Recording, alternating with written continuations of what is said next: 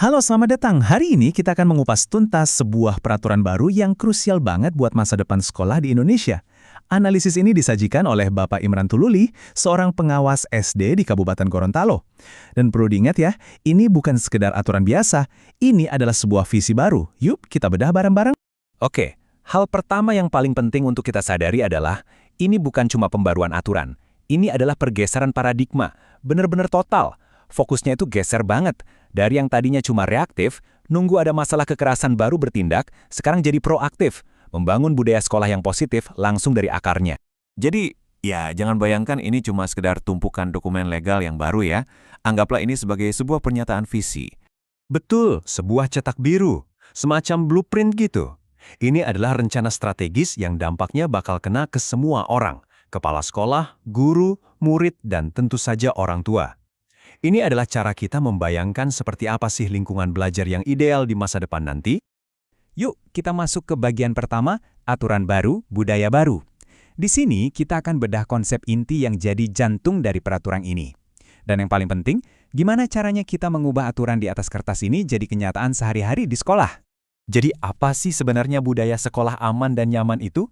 Nah, menurut pasal 1, ini tuh jauh lebih dalam dari sekedar nggak ada bahaya. Ini adalah pendekatan yang holistik, menyeluruh, mencakup semuanya, mulai dari ketenangan spiritual, keamanan fisik, sampai keamanan di dunia digital. Tujuannya, menciptakan sebuah ekosistem total yang mendukung anak-anak kita buat belajar. Dan budaya ini nggak asal jadi ya. Ada prinsip-prinsip kuat yang jadi fondasinya, seperti yang dijelaskan di pasal 2. Jadi kita nggak cuma bikin aturan, tapi kita membangunnya di atas nilai-nilai kemanusiaan, mengajak semua pihak buat ikut serta, dan yang paling utama, selalu menempatkan apa yang terbaik buat anak di urutan pertama. Inilah filosofi di balik aturannya. Oke, sekarang gimana cara membangunnya? Nah, konsep budaya aman yang kedengarannya besar banget ini ternyata nggak dibiarkan abstrak. Peraturan ini memecahnya jadi 4 pilar yang sangat konkret dan bisa langsung dikerjakan. Pilar yang pertama adalah keamanan spiritual. Ini bukan cuma soal toleransi loh, tapi lebih ke arah aktif melindungi kebebasan setiap individu untuk beribadah sesuai keyakinannya, dan juga menyediakan sarana yang layak untuk itu. Semuanya diatur dalam pasal 4. Selanjutnya, pilar kedua, keamanan fisik. Ini mungkin yang paling akrab di telinga kita. Tapi coba deh lihat cakupannya di pasal 5. Ini lebih dari sekedar gerbang sekolah yang dikunci. Ini soal bangunan yang kokoh, fasilitas yang ramah untuk teman-teman disabilitas, sampai menciptakan lingkungan yang mendukung gaya hidup sehat. Pilar ketiga ini masuk ke intinya nih, keamanan psikologis dan sosiokultural. Ini adalah jantung dari interaksi manusia di sekolah. Pasal 6 ini menekankan banget pentingnya dukungan kesehatan mental, kesempatan yang adil buat semua anak berekspresi, dan memandang keberagaman itu sebagai sebuah kekuatan, bukan kelemahan. Dan pilar terakhir, keamanan digital. Wah, ini nunjukin banget kalau peraturan ini emang dibuat untuk zaman sekarang. Pasal 7 sadar betul kalau sekolah itu nggak cuma ada di dalam gedung. Ini tentang ngajarin etika di dunia maya, melawan berita bohong, dan melindungi data pribadi anak-anak kita. Relevan banget kan? Oke, kita udah tahu apa itu budaya aman. Sekarang pertanyaannya, gimana cara kita membangunnya? Bagian ini akan membahas langkah-langkah praktis untuk mengubah kebijakan ini jadi tindakan nyata di lorong-lorong sekolah. Kuncinya satu, proaktif, bukan reaktif, bukan nunggu kejadian dulu baru bertindak. Pasal 12 menguraikan langkah-langkah untuk deteksi dini. Coba perhatikan alurnya deh. Ini bukan tentang nunggu masalah, tapi mencegalnya.